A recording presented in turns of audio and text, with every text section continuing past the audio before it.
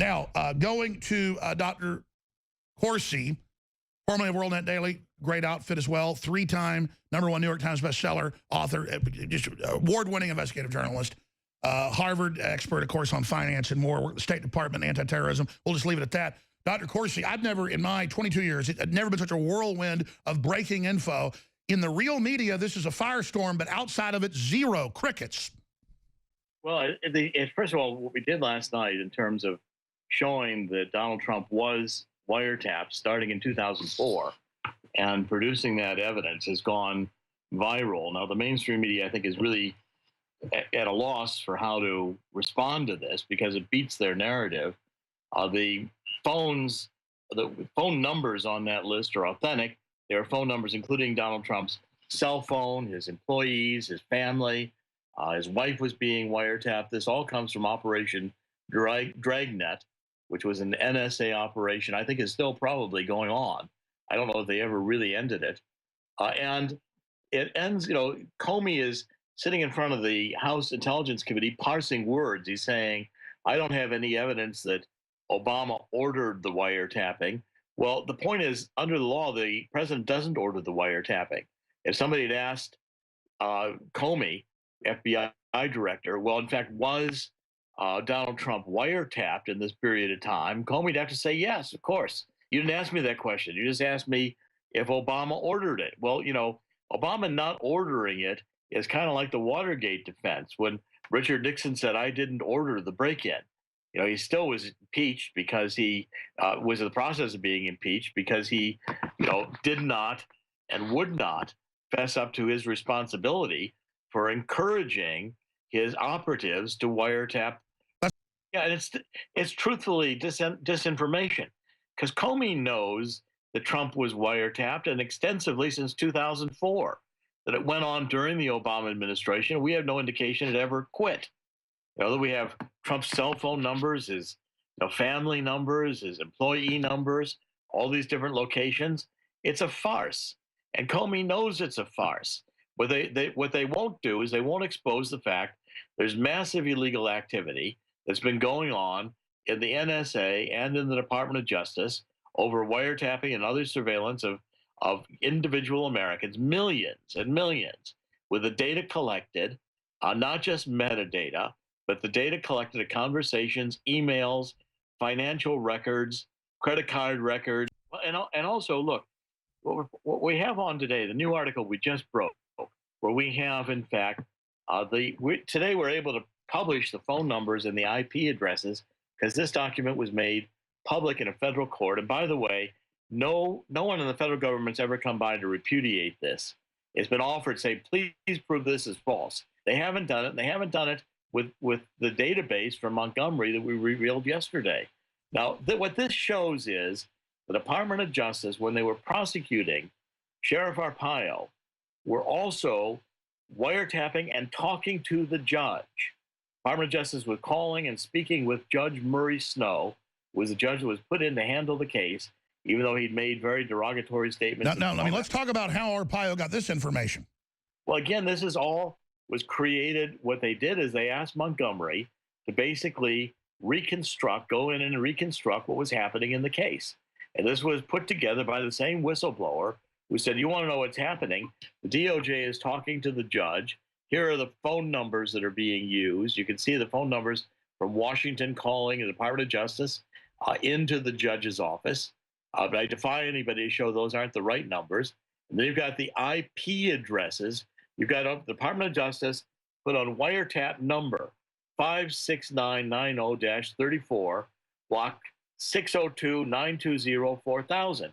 Well, that's Arpaio's phone numbers right there.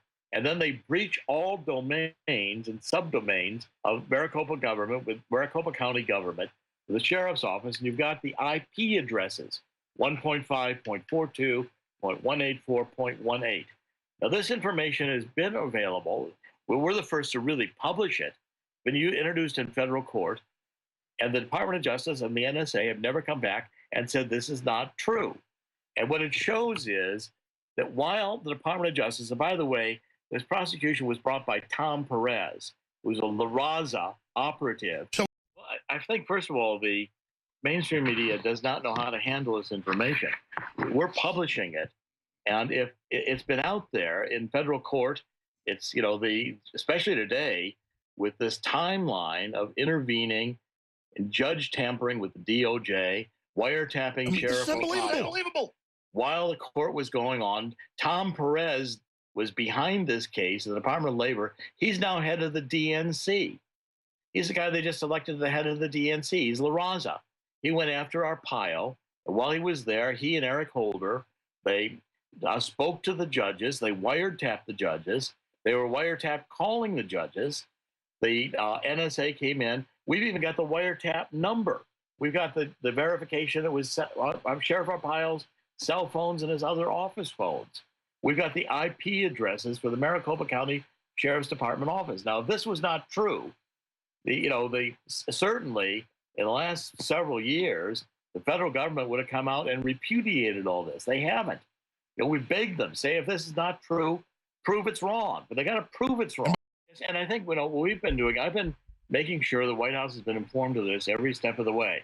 The White House has seen Trump's phone numbers that are on the operation, and we're going to make sure they see, the article of the day. I'm going to make sure they see the timelines, make sure they have all in the White House, make sure the top aides have seen all this. And then we're talking with Congress, key members of Congress, to make sure this gets in front of congressional investigations. And finally, it's got to get to Jeff Sessions, the Attorney General. So, Sheriff Arpaio has said over and over again, he wants to come and testify in Congress. He wants to share this information with the Department of Justice. And all the Department of Justice does, all the FBI does, is stonewall. They send Comey up there, and Comey says, there's no evidence that President Obama got to go after them. I mean, President Trump has got to make it clear that he knows he's been under surveillance, and the proof is in this database, this Operation Dragnet database. He's got to go and help Sheriff Arpaio get a hearing with the Justice Department before they criminally convict him of contempt in a trial that the DOJ did, again, illegal interfering, judge tampering. It's got to be a new trial. And the people in the Department of Justice, including Tom Perez, who's head of the DNC, former La Raza, needs to be brought to justice. He was so determined to convict Arpaio that they had the NSA, the DOJ, wiretap the judge while they were calling the judge and talking to the judge during the trial, working and behind the scenes to have all the emails captured, the NSA, the IP addresses, the Maricopa County Sheriff's Office, wiretapping Arpaio's home phone and his cell phone during the trial. This department, what kind of a Department of Justice and NSA, what kind of a government is it, with their own lying narrative, their own mem, their own, well, Obama never ordered. Well, of course he didn't order. The law says he couldn't order any more than Nixon ordered wiretapping. They're playing legal. Exactly. And that's the distinctions they're trying to draw. And so if you say to Comey, well, was Trump ever wiretapped? Oh, yeah, well, yes, of course, but you didn't ask me that question. That's the kind of nonsense, and that's the complete corruption at the heart of the FBI, at the heart of Eric Holder and Loretta Lynch's Department of Justice. The total arrogance that she would sit there and meet on an airplane with Bill Clinton during a criminal investigation, it just shows the wantonness. So if Trump just does his duty, if Sessions just does his duty, then these people are going to be in big trouble. Let's talk about how that plays out with Detective Zullo straight ahead, and stay with us a little bit more. Doc, I know you have some more stories to work on for Infowars.com. That's our Washington Bureau Chief right there.